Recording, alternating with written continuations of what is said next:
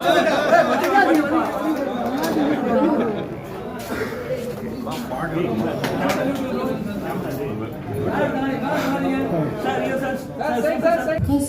சுவாமிங்க அதுவே போதுமே, அதை தாண்டி வேற என்ன வேணும் அப்படின்ற மாதிரி தான் அதுக்கு அர்த்தம். பட் இந்த படத்துக்கு அப்புறமா ஐ திங்க் மக்களுக்கும் அரவிந்த் சுவாமி அவர்களுக்குமாற அந்த உறவுடைய நெருக்கம் இன்னும் அதிகமாயிருக்கு அப்படின்னு நினைக்கிறேன். ஒவ்வொரு சின்ன கண் அசைவுக்கு அவ்வளோ வருத்தமா, அவ்வளோ உடல் மொழிக்கு இவ்வளோ ஒரு வேல்யூ ஆட் பண்ண முடியுமா? இப்படி ஒருத்தரால ஒரு இமோஷன், எனக்கு அந்த தவிப்பு ஃபீல் ஆகுது, எனக்கு அந்த ஒரு நெருக்கம் தெரியுது மனசில் அப்படின்ற ஒரு கனெக்டை வந்து அந்த கேரக்டர் மூலமாக அவ்வளோ அழகாக வெளிப்படுத்தியிருக்கீங்க. ரொம்ப ரொம்ப நன்றி சார். இந்த கதாபாத்திரத்தை தேர்ந்தெடுத்து அவ்வளோ உயிர் கொடுத்ததுக்கு ரொம்ப ரொம்ப நன்றி. ஒரு சில வார்த்தை நாங்கள் திருப்பி வாட்ச் பண்ணுவோம். இத்தனை வாட்டி நான் பார்த்துருக்கேன் அப்படின்ற மாதிரிலாம் கமெண்ட்ஸ் வந்துகிட்டே இருக்கு. இஸ் நோ டவுட் மெய்யழகன் அதே மாதிரி ஒரு ரீவாட்சபிள் ஃபில்மாக இருக்க போகுது. Thank you so much for choosing this. வாங்க சார். இந்த படத்தை கொண்டாடினவங்க எல்லாருக்கும் முதல்ல நன்றி. அதே சமயத்தில் உலகத்தில் எங்கேயோ சின்ன சின்ன ஒரு மூலைகள் இருந்து இந்த படத்தை பற்றி இந்த படத்தை ரசிச்சு இந்த படம் என்ன தாக்கத்தை அவங்க மேலே ஏற்படுத்திருக்குன்னு தொடர்ந்து ஒரு மீம்ஸாகவும் பதிவுகளாகவும் ரீல்ஸாகவும் போட்டுகிட்டே இருக்கிற தமிழ் சினிமாவின் ரசிகர்கள் உங்கள் எல்லாருக்கும் இந்த தருணத்தில் நன்றி சொல்லிக்கிறேன். அதுக்கே நன்றி சொல்ல முடியல. அவ்வளோ பேர் இந்த படத்தை பாராட்டிருக்கீங்க, புரிஞ்சுக்கிட்டு இருந்திருக்கீங்க. எனக்கு ரொம்ப நன்றி. இந்த படம் ஒத்துக்கிறதுக்கு மிகப்பெரிய ரீசன் என்னன்னா, இதுக்கு முன்னாடி தமிழ் சினிமாவில் அருமையான படங்கள் நமக்கு கொடுத்த முக்கியமான இயக்குநர்கள் நடிகர்களுக்கும் நன்றி சொல்லி ஆகும். Balachander sir, K Viswanath sir, Balamahendran sir, Mahendran sir, Kamal sir, அவங்களாம் நம்ம சின்ன வயசுல அவங்க வந்து வெறும் உறவுகளை வச்சு கதைகள் பண்ணி அதை ரசிக்க வச்சு அதை எனக்கு தூங்க விடாமல் பண்ணியிருக்காங்க. அந்த மாதிரி படங்கள் நம்ம கிடைக்காதான்னு இயங்குறப்போ அப்படி ஒருத்தர் கதை எழுதியிருக்காரு. அந்த கதையை எப்படி மிஸ் பண்ணுறது? எனக்கு மெட்ராஸ் வெற்றி விழாவில் வந்து பத்திரிகை எல்லாரும் நான் சந்திச்சப்போ ஞாபகம் இருக்கு. நல்ல படங்களை தேர்ந்தெடுத்து பண்ணுங்க, நீங்கள் பத்திரிகைகளில் ஸ்டார்ட் பண்ணியிருக்கீங்க, நீங்கள் பொழுதுபோக்கு படம் பண்ணுங்க, நல்ல படங்கள் தேர்ந்து பண்ணீங்கன்னு எனக்கு சொல்லியிருக்கீங்க. மறக்கவே மாட்டாது. அதுலேருந்து நான் என்னுடைய பாதையை நான் தேர்ந்தெடுத்த படங்கள் உங்களுக்கு தெரியும். இந்த படம் வரும்போதும் இந்த படம் பண்ண வேண்டிய படம். இது வந்து இந்த படம் எவ்வளோ ஒரு உரையாடல்களை உருவாக்கியிருக்கு, எத்தனை பேர் ரிஃப்ளெக்ட் பண்ண வச்சிருக்கு. ஒரு கலை படைப்புக்கும் நல்ல கலை படைப்புக்கும் முதல் விஷயமே இந்த உரையாடலை ஏற்படுத்துறது, ஒரு விவாதத்தை ஏற்படுத்துறது தான். அப்படி அவ்வளோ விஷயங்களை வந்து இந்த படம் பேச வச்சிருக்குங்கிறதுக்கு இந்த படத்துடைய வெற்றிக்கு மிகப்பெரிய முக்கியமான ரீசன். அப்படி சினிமாங்கிறது பொழுதுபோக்கு மட்டும் இல்லை, எல்லா கலை அம்சத்தையும் சேர்ந்த ஒரு கலை படைப்புன்னு காமிச்சுக்கிறதுக்கு எப்பாதான் நல்ல படங்கள் அமையும். அப்படி ஒரு படமாக தான் நான் பார்க்குறேன். அதே சமயத்தில் இன்னைக்கு ஒரு 30 அவ்வளோ இருக்கிறவங்க, வாழ்க்கையில் கொஞ்சமாவது கஷ்டத்தை பார்த்தவங்க, அவங்க எல்லாருக்கும் இந்த படம் நிச்சயம் புரியும்னு நம்பினேன். அண்டு இன்னைக்கு இருக்கிற ஒரு மன ஓட்டம் இருக்கு இல்லையா, ஒரு செகண்ட் வேர்ல்டு வார்க்கு அப்புறமா ஒரு சமுதாயம் வளர்ந்துருக்கும், அவங்களோட எண்ண ஓட்டங்கள் வேறையா இருந்திருக்கும். அதுக்கப்புறமா இருந்தவங்களோட எண்ண ஓட்டங்கள் இருக்கு. நம்ம வந்து ஒரு தொழிலுக்காக வந்து சிட்டிக்கு வந்துட்டோம், அதுக்கப்புறம் பார்த்தா சொந்தங்களை விட்டு போயிடுறோம், நம்மளுடைய கலாச்சாரத்தை விட்டு போயிடுறோம், நம்மளுடைய சரித்திரத்தை மறந்துடுறோம் அப்படின்னு நிறைய விஷயங்கள் நம்ம மனசுல ரொம்ப ஆழமா ஓடிட்டு இருக்கும். அது எல்லாத்தையும் எடுத்து கண்முன்னாடி நிற்க வச்ச மாதிரி இந்த கதை இருந்துச்சு. அப்போ இந்த கதையை பண்ணிடணும் அப்படின்னு தோணுச்சு. அதே ரியாக்ஷன் எல்லாருக்கிட்டையும் இருக்குங்கிறது எனக்கு ரொம்ப சந்தோஷமா இருக்கு. அது சொன்னது அன்பை விதைச்சிட்டோம்னா போதும், அன்பு எல்லாருக்குமே இருக்கு, அதை வெளில கொண்டு வந்தா போதும். இது ஒரு ஃபேஷனபிளான விஷயம் கிடையாது. இன்னைக்கு வந்து கான்ட்ரவர்சி தான் எல்லாரும் அதிகமாக பார்ப்பாங்கன்னு கான்ட்ரவர்சி பண்ணி போயிட்டு இருந்தாலும், முன்ன பின்ன தெரியாத ஒருத்தருக்கு ஒரு செஞ்ச உதவி ஒரு சின்ன வீடியோ வந்து அதனோட வியூஸ் தான் ரொம்ப அதிகமாக இருக்கு. ஸோ அதை எடுத்துட்டு வந்து ஒரு கதையை எழுதியிருக்காரு, அதை எப்படியாவது பண்ணிக்கணும்னு ஆசைப்பட்டோம். அப்போ 2D கொண்டு போய் கொடுத்தோம்னா தான் இந்த முழுமையா எந்த ஒரு டிஸ்டர்பன்ஸ் இல்லாமல் அழகாக வந்து சேரும்னு நம்பணும். அதுக்கேற்ற மாதிரி வந்து ராஜாக்கும் Karthiyan team of managers, Senthil sir, இவங்க எல்லாருக்கும் வந்து பெரிய நன்றி சொல்லணும். ஏன்னா அப்படி கவனிச்சுட்டாங்க. எல்லாமே நைட் ஷூட்டு கூடயே இருந்து எந்த ஒரு இடையூறு இல்லாமல் அந்த ஷூட்டிங் கண்டினியூஸாக வந்து முடிஞ்சதுக்கு அந்த ப்ரொடக்ஷனுக்கு ஒரு பெரிய நன்றி சொல்லணும். அதுக்கப்புறம் வந்து ஒவ்வொரு டெக்னீஷியன்ஸும் 96 ஒரு படத்தை ஏற்கனவே எல்லாருமே ப்ரூவ் பண்ணிட்டாங்க, எல்லாரும் அவங்களோட ரசிகர்களாக இருக்கும். ஆனால் திரும்ப அதே டீம் இன்னொரு படம் எடுக்கிறாங்கன்றப்போ அவங்க எல்லாரும் ஒரு குடும்பமாக உட்காந்து அந்த ஓனர்ஷிப் எடுத்துக்கிட்டு ஒவ்வொரு டிபார்ட்மெண்ட்டும், நான் ஒவ்வொரு டிபார்ட்மெண்ட்டாக சொல்லணும்னா எடிட்டிங் எடுத்துட்டோம்னா எங்கே எடிட் பண்ணியிருக்காங்கன்னே தெரியாத அளவுக்கு அவ்வளோ ஸ்மூத்தாக கொண்டு போகிறது வந்து அவ்வளோ ஈஸியாக இல்லை. அந்த உரையாடலுக்கும் கற்பனைகளாக இருக்கிற அந்த பழைய கால காட்சிகளுக்கும் ஜம்பே இல்லாமல் அவ்வளோ ஸ்மூத்தாக கொண்டு போனது. கோவிந்த் பஸ்லோட இசை மாடை பார்க்கும்போது அது ஒரு தெய்வம் மாதிரி தெரியுது நம்ம கண்ணுக்கு. ஒரு சைக்கிள் பார்க்குறப்போ ஒரு விலை மதிப்பு இல்லாத ஒரு பழைய சைக்கிளுக்கு வந்து அவ்வளோ ஒரு வேல்யூ இருக்குங்கிறது. என் கசன் சொல்கிறான், அந்த படம் பார்த்துட்டு ஒரே ஒரு நாள் அண்ணா கூப்பிட்டு நீ வந்து நான் பார்த்துக்கலான்னு சொன்னார். நான் ரியலைஸ் பண்ணதே இல்லை அந்த மூமெண்ட்டை. எப்போ என் வாழ்க்கை மாறிச்சு நான் ரியலைஸ் பண்ணதே இல்லை. ஆனால் அந்த ஒரு ஃபோன் கால் என் வாழ்க்கையை மாறிச்சு. அப்படி நம்ம யாருக்குமே நம்மளை அறியாமல் பண்ண உதவி அவங்க லைஃபே மாற்ற முடியும்னு சொன்னால் அப்போ தெரிஞ்சு எவ்வளோ உதவி பண்ணலாம் அப்படின்னு அவங்களுக்கு அவ்வளோ மைண்டில் ஓடிட்டே இருந்துச்சுன்னு சொல்லலாம். அப்படி எல்லாருடைய மனசாட்சியா எல்லாரையுமே வந்து அந்த படம் கேள்வி கேட்க வச்சுட்டு இருக்குன்னா அதுக்கு அந்த இசை கொடுக்குற வேல்யூ இருக்கு இல்லையா, அது அவ்வளோ முக்கியமாக நான் பார்த்தேன்.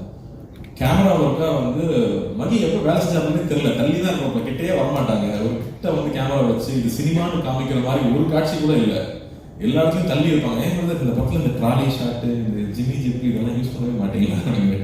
எந்த இடத்துலையும் சினிமான்னு தெரிஞ்சிடக்கூடாதுங்கிறதுக்காக கேமரா தள்ளியே இருக்கும், எங்க கிட்டே வந்ததே இல்லை. ஒரு நாள் கூட நானும் சாரும் நடிக்கிறப்போ நாங்கள் வந்து நடிச்சிட்டு இருக்கோம், ஒரு உணர்வே இல்லை. நாங்கள் 2 பேர் பேசிட்டு இருக்கோம், ரொம்ப நெருக்கமாக நம்ம கிட்ட இருக்கிறப்போ தான் வந்து நம்மளோட எல்லா விஷயங்களும் பகிர்ந்துக்கும்.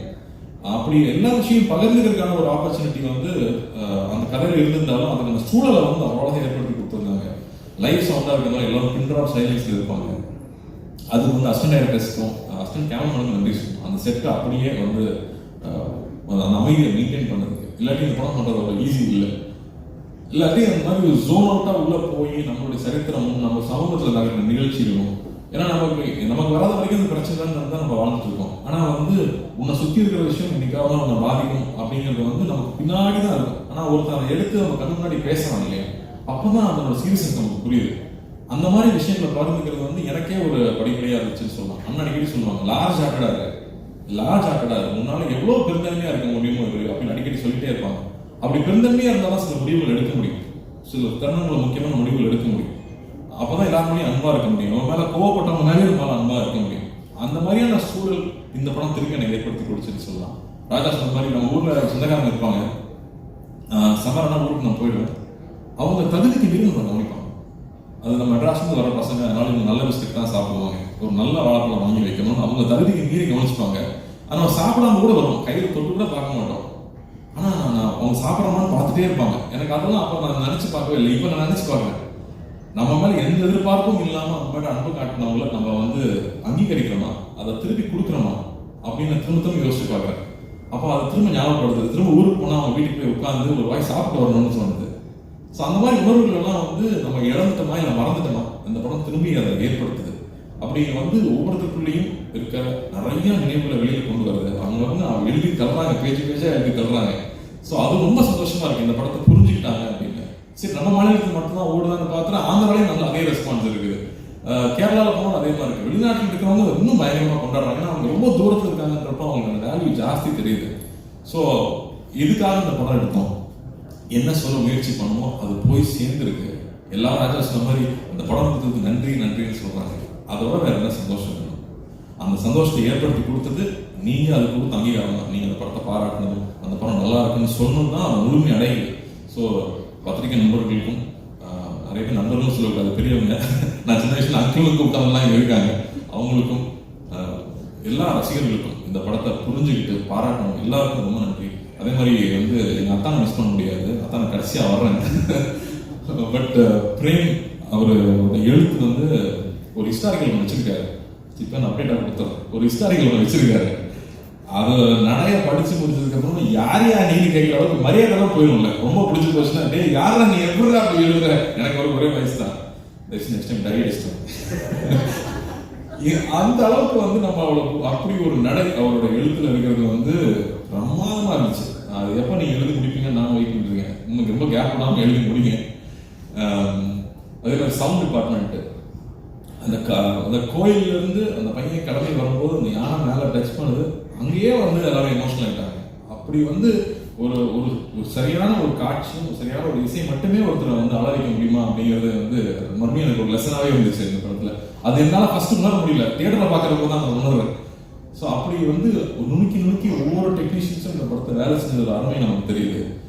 வெகு சில பாடல்கள்லாம் வந்து நமக்குள்ளே போய் நம்மளை வந்து பாட வைக்கும், நமக்குள்ளே போய் நம்ம செய்ய வைக்கும். அந்த மாதிரி இந்த படத்தில் இருக்கிற பாடல்கள் நான் கேட்டே இருப்பேன். இந்த படத்தில் வந்து 96 மாதிரி ஹிட் சாங்லாம் இல்லையா? ஆமாம் பிரதர், இந்த படத்தில் லவ் சாங்லாம் போட முடியாது அப்படின்னு சொல்லிட்டாரு முதல்ல. ஆனால் இதில் இருக்கிற சுச்சுவேஷனுக்கு சாங்ஸ் இருக்கிறது இல்லையா, அது அவ்வளோ வந்து இந்த போறேன் சாங்கும், யார் வந்து சாங்கும், கமல் சாரோட வாய்ஸ் வரும்போது, கமல் சாருக்கு எத்தனை நன்றி சொன்னாலும் பார்த்தாது.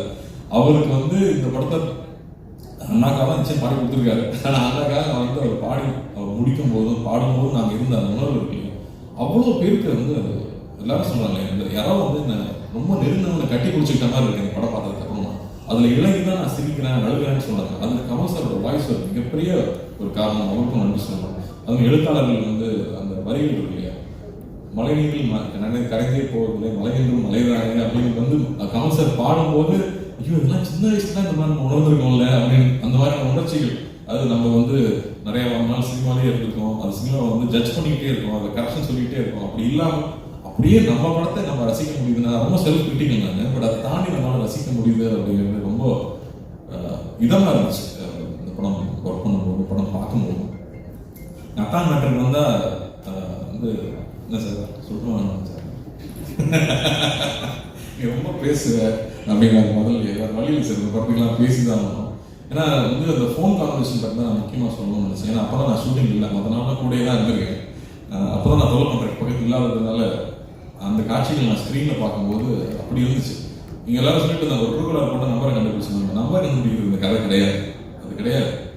என் மேலே இவ்வளோ அன்பாக இருக்கான், எனக்கு அவனை தெரியல, அதை நான் மறைச்சிருந்துருக்கேன். அப்போ நான் எவ்வளோ ஒரு தப்பானவன், நான் எவ்வளோ வந்து எனக்கு வந்து நான் ஒரு தப்பு செஞ்சுருக்கேன். அந்த தப்பை நான் அவங்ககிட்ட சொல்லி மன்னிப்பு கேட்கணும்னு நினைக்கிறது தான் இதில் இருக்கிற அந்த ஒரு பெரிய விஷயமா நான் பார்க்குறேன். டக்குனு நம்பர் தெரிஞ்சுட்டே அவன் தெரியல அப்படின்னு சொல்றது கிடையாது. என்னை மன்னிச்சுது, நான் தப்பு பண்ணிட்டேன், நான் மோசமானவன், எனக்கு ஒன்று தெரியல அப்படின்னு சொல்றது ஒரு உண்மை இருக்கு இல்லையா, அது அந்த கண்ணில் பார்த்தேன். அந்த ஒவ்வொரு வார்த்தை சொல்லும்போது பார்த்தேன். அது வந்து பிரமாதமாக இருந்துச்சு. சார் கிட்ட நான் சொன்னேன், சார் சான்ஸே இல்லை சார் அப்பப்பா அப்படின்ட்டார் ஒரே செகண்ட்ல.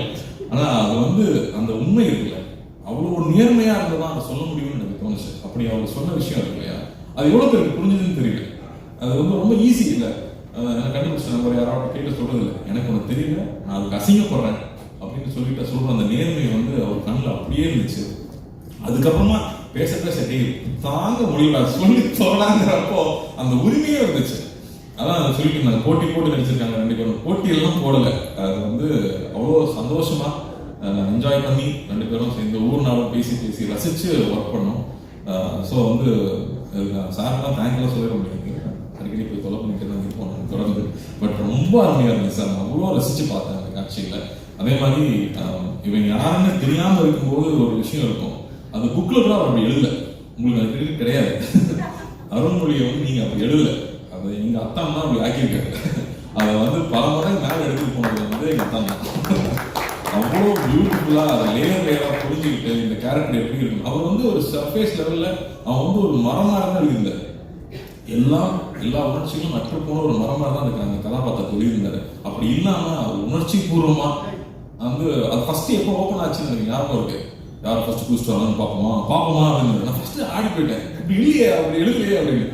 அப்போதான் வந்து திரும்ப எனக்கு நாங்கள் ஊருக்கு போனால் எப்படி இருப்போமோ அப்போ வந்து எப்படி ஒருத்தர் இழகலாம் அப்படிங்கிறத வந்து அவர் மைண்டில் வச்சுக்கிட்டு ஸ்டேஜ் பை ஸ்டேஜ் அவர் கொஞ்சமா அதை வந்து வெளியே வந்துருப்பார். இல்லை நான் சொல்லிதான் இல்லையா இவ்வளோ பேர் இருக்காங்க, நான் சொல்லிதான் வேற எப்போ சொல்றது.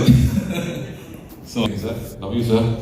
அண்ட் இந்த தருணத்தில் எனக்கு இவ்வளோ நேரம் டைம் கொடுத்து பேச ஆரம்பிச்சு உங்களுக்கும் ரொம்ப ரொம்ப ரொம்ப நன்றி. நிறையா இன்னொரு பேச்சாளர் எங்களுக்கு ரெடியாக இருக்கார் இண்டஸ்ட்ரிக்கு. ரொம்ப நாளாக சொன்னீங்க டேரக்டர் பற்றி, அவ்வளோ நாளாக சொன்னீங்க. எப்படி வந்து நிறைய மூட்டை கட்டி வச்சிட்டோம்னா அது வந்து அரிசி உண்மையும் சேர்ந்துருந்தா அது வேல்யூ இல்லை, அரிசி மட்டும் தான் வேல்யூ. அப்போ எத்தனை மூட்டைங்கிறது கணக்கு இல்லை, மூட்டை மட்டும் அரிசி இருக்கா அது உணவாகுமாங்கிறது முக்கியம். அதனால கம்மியான படங்கள் பண்ணாலும் நல்ல படங்களாக பண்ணுவார் நிச்சயமாக. பட் அது ரொம்ப நாளாக எடுத்து சொல்லியிருக்கீங்க. ஸோ நன்றி. இந்த அனைவருக்கும் அசிஸ்டன்ட் டைரக்டர்ஸ்க்கு, படத்தில் வேலை செஞ்ச அனைவருக்கும், அந்த மாடுலேருந்து அந்த பாம்புலேருந்து அந்த சைக்கிள்லேருந்து அந்த செருப்பு வரைக்கும் நன்றி நன்றி நன்றி. இந்த ஒரு சந்தோஷத்தை கொடுத்ததுக்கு, இந்த பெருமையை கொடுத்ததுக்கு மறுபடியும் அண்ணாவுக்கு நான் நன்றி சொல்லுவேன். அடிக்கடி வந்து நான் சொல்லிட்டே இருப்பேன் இந்த படத்தை பற்றி, இந்த மாதிரி திருமணங்கள் அடிக்கடி படம் பண்ணும்போது ஃபர்ஸ்ட் பி ப்ரௌட் அப்படின்னு சொல்லிட்டு இருந்தாங்க. அன்னி முன்னாடி தான் படம் பார்த்தேன், ஒரு ப்ரொடியூசராக பொறுப்பாக ரிலீஸ் பண்ணி படம் பார்க்கலாம். படம் பார்த்ததுக்கு அப்புறமா தான் அன்னி கூப்பிட்டு ஸோ ப்ரௌட், இந்த மாதிரி படம் அடிக்கடி பண்ணுங்க. இங்கே வியாபாரம் ஒரு பக்கம் இருக்குது, ஆனால் இன்னொன்று வந்து மக்களுக்கும் நமக்கும் நெருக்கமாக இருக்கிற படங்கள் வந்துகிட்டே இருக்கணும்னு சொன்னாங்க. ஸோ அதெல்லாம் பெரிய கான்ஃபிடன்ஸ் கொடுக்குது. ஸோ நன்றி என்னுடைய 2 ப்ரொடியூசர்களுக்கும். தேங்க்யூ.